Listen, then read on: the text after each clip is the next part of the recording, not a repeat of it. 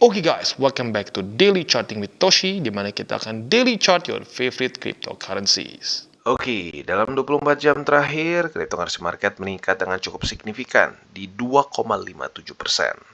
Dengan total market cap mencapai di 1,18 triliun US dollars. Dan kita bisa lihat untuk Bitcoin, dia berhasil mantul di MA50 dan daily close di atas dari 28.000. Ya, 28.000 pas ya, which is good. Artinya dia berhasil menembus suatu resisten ya. Dan itu merupakan peningkatan sebesar 3,41% dalam 24 jam terakhir. Dengan harga running sekarang di angka 28.350. Sementara untuk Ethereum dia meningkat sebesar 1,69% dalam 24 jam terakhir dan sekarang trading di angka 1.864. Sementara untuk BNB dia meningkat sebesar 2,28% dan sekarang trading di angka 338,43. Artinya apa?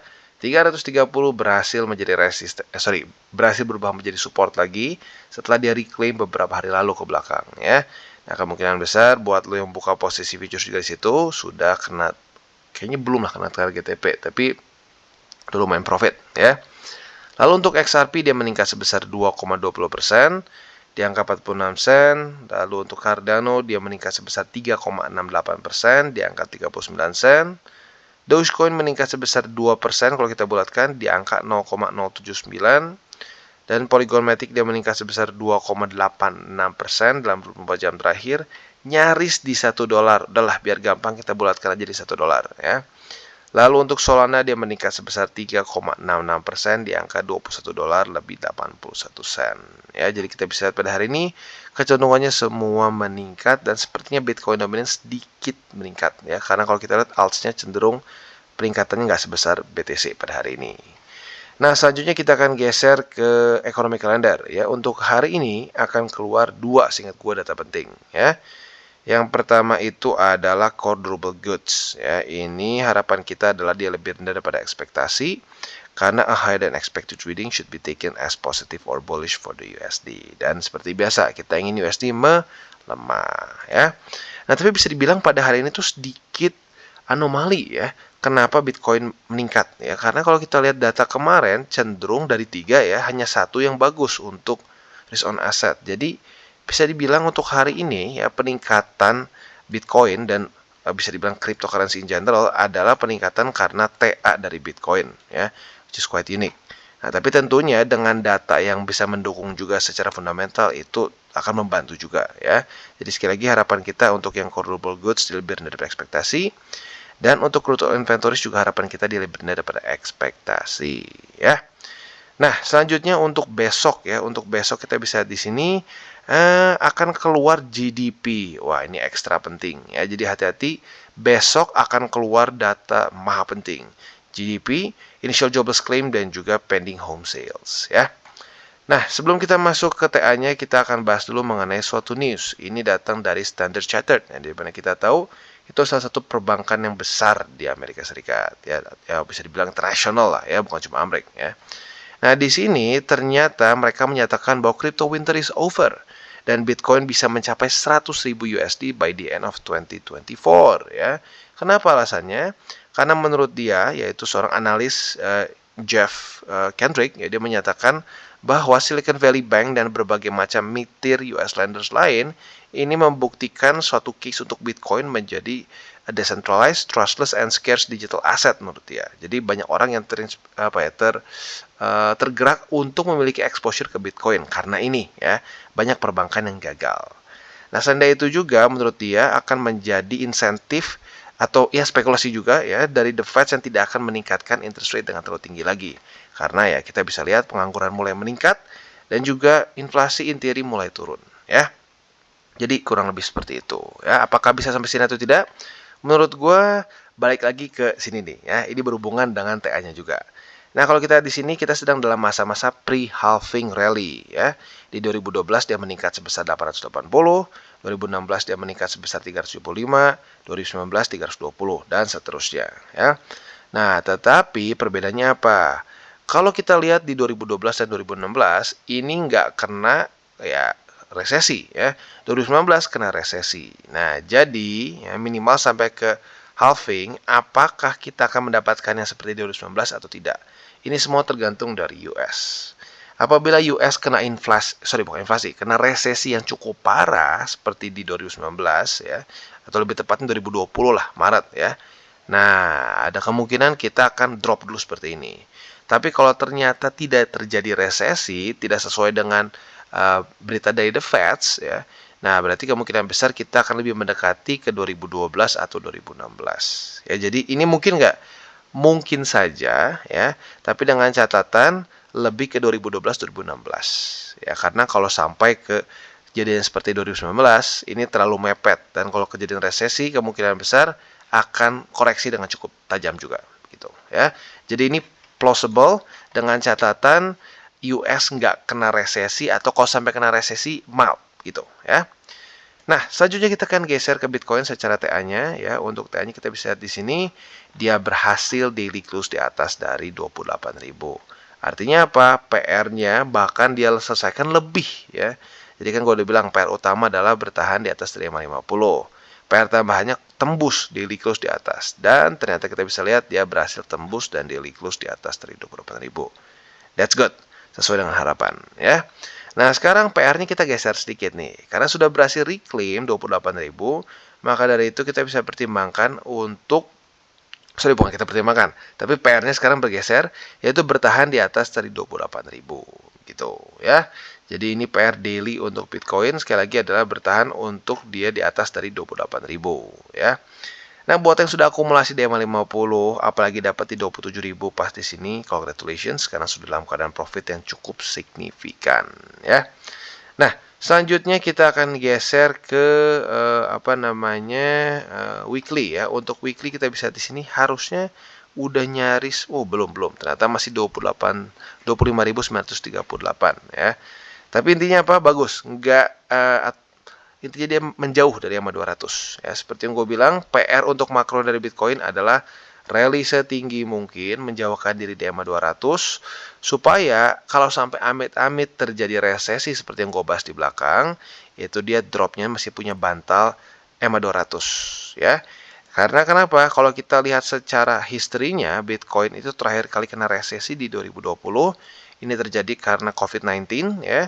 Dan apa yang terjadi? Dia koreksi dengan cukup dalam ya. Nah, koreksi cukup dalam ini kebantu oleh MA 200 yang menjadi support di sini. Ya, jadi lagi-lagi harapan gue apa? Dia bisa rally setinggi mungkin, menjauhkan diri dari MA 200 ya. Nah, saat dia koreksi, amit-amit sampai benar-benar kena resesi, nah dia menjadi bantal ya.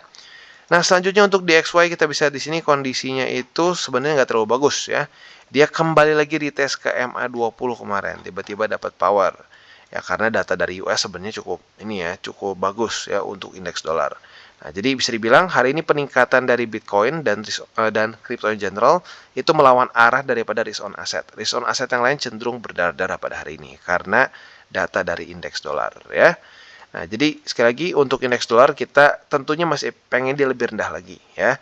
Jadi walaupun sekarang cenderung Bitcoin meningkat tanpa indeks dolar yang melemah, tapi kita tetap perlu indeks dolar yang melemah in general untuk bisa sustainable si burannya gitu ya.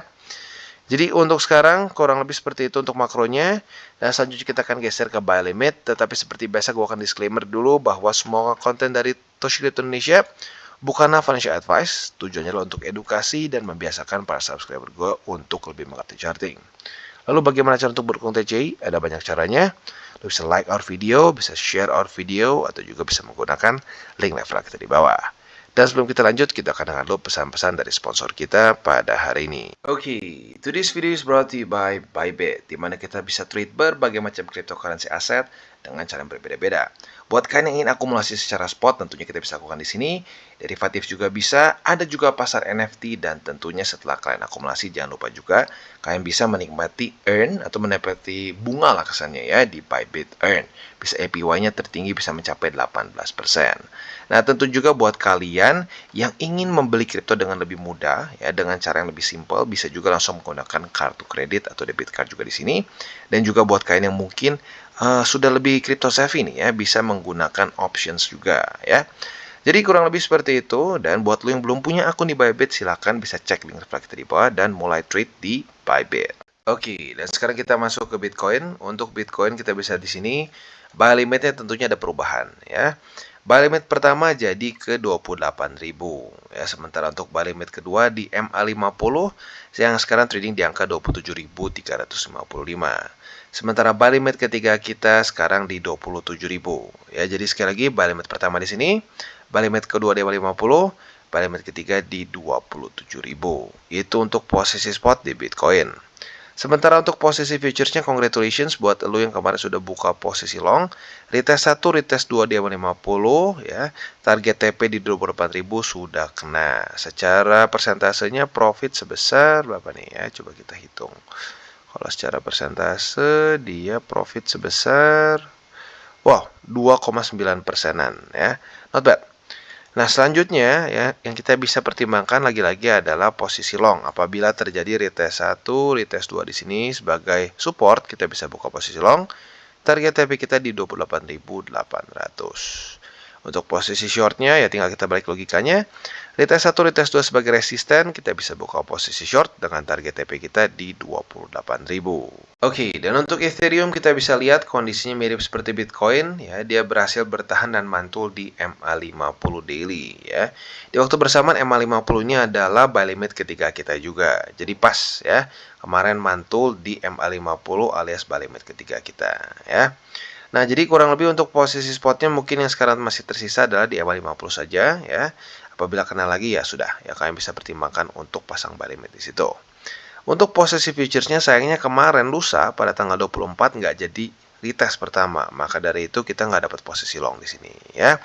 Jadi mungkin posisi terdekat untuk posisi futures adalah posisi short apabila terjadi retest 1, retest 2 di 1909 ya. Nah, kita bisa buka posisi short di sini ya dengan target TP kita di MA50 untuk yang lebih konservatif dan yang lebih agresif boleh pertimbangkan di 1780. Itu untuk posisi shortnya ya. Untuk posisi long masih sama seperti kemarin di MA50. Oke, dan sekarang kita masuk ke Phantom. Untuk Phantom kita bisa lihat ya, kemarin itu dia sudah retest ke 41 sen. Ini adalah buy limit ketiga kita. Jadi harusnya sudah profit sih buat lo yang sudah pasang di situ ya. Buy limit 1 2 masih jauh ya, maka dari itu yang tersisa sekarang hanya tinggal di buy limit ketiga saja.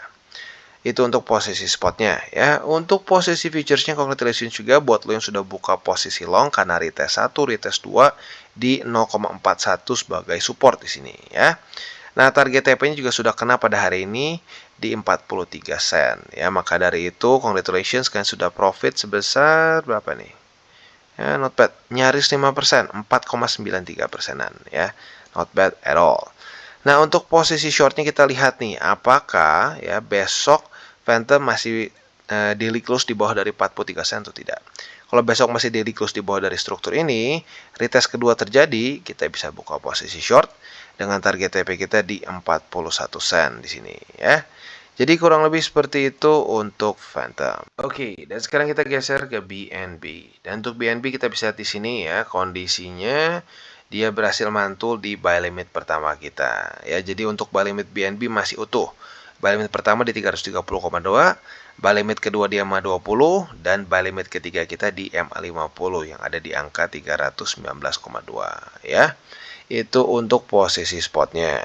Nah, untuk posisi futuresnya kemarin juga sudah terjadi retest 1, retest 2, bahkan terjadi retest 3 di 330,2 ya. Nah, kalau kita lihat di sini dia sudah semakin dekat ke target TP kita ya. Nah, target TP kita yang pertama adalah di sini di 343,2. Lalu target TP kedua dan ketiga kita sekarang sudah kurang lebih sama ya, bahkan sedikit lebih tinggi di sini di 348,1 ya. Jadi sekali lagi untuk posisi long kita di sini ada dua target TP di 343 dan di 347-an ya. Itu untuk target TP posisi long. Untuk posisi shortnya masih jauh jadi kita skip dulu bahasnya. Oke, dan sekarang kita geser ke Matic. Untuk Matic kita bisa lihat di sini ya, buy limit ke berapa kita nih? Ketiga kita kemarin di retest lagi. Jadi sudah retest 1, retest 2 di 98 sen ya. Nah, jadi buat lo yang sudah dapat posisi di situ, sudah dalam keadaan profit, yang tersisa hanya tinggal buy limit ketiga saja sekali lagi di 98 sen ya. Itu untuk posisi spot. Untuk posisi futuresnya, kalau kita lihat di sini sudah juga terjadi retest 1, retest 2 di 98 sen sebagai support. Bahkan kalau bisa dibilang retest satunya sudah terjadi di tanggal 23 ya. Jadi buat lo yang sudah buka posisi long di 98 sen, congratulations sudah dapat target TP kita di MA 200 ya. Berarti secara persentase kemarin tuh sudah profit sebesar wow, not bad, 3,44% ya. Congratulations. Nah, itu untuk posisi longnya. Untuk posisi shortnya, apabila pada hari ini terjadi lagi retest di EMA 200 sebagai resisten, kita bisa buka posisi short dengan target TP kita di 98 sen. Ya, itu adalah setup untuk Matic. Jadi kurang lebih seperti itu untuk DCWT kita pada hari ini. Sekali lagi gue ingatkan, pada hari ini akan keluar 2 data yang cukup penting dari US ya. Yang paling paginya itu akan keluar nanti jam setengah 8 malam. Buat lo yang pengen lebih konservatif ya, nggak mau ambil resiko lebih, boleh TP duluan sebelum jam setengah 8 malam. Apabila dengan syarat target TP-nya belum kena tentunya ya. Dan untuk besok nih menurut gue yang akan sangat penting dan mungkin bisa menggerakkan market dengan signifikan. Karena keluar GDP dan juga initial jobless claim dari US ya. Ini 2 hal yang sangat berhubungan dengan kebijakan The Fed ya. Jadi kurang lebih seperti itu untuk hari ini. Oke guys, jadi itu adalah akhir dari segmen DCWT kita pada hari ini. Dan jangan lupa bagi kalian yang merasakan manfaat dari segmen ini, jangan lupa untuk share ke teman-teman kalian. Dan apabila lu pengen mensupport channel kita, ya TCI, jangan lupa untuk menggunakan link referral kita di bawah. Nggak wajib ya, tetapi apabila lu menggunakan link referral kita di bawah, ada macam-macam ya, dari Bybit, Huobi, Maxi, toko kripto, dan banyak lagi ya. Ya, walaupun nggak wajib, tapi kalau menggunakan link referral kita, lu secara langsung membantu perkembangan dari TCI. Dan satu lagi, jangan lupa juga untuk join Telegram group kita, di mana kita bisa ngobrol-ngobrol santai mengenai dunia cryptocurrency secara 2 arah. So, jangan lupa untuk like, subscribe, klik the bell icon, and see you on the next video.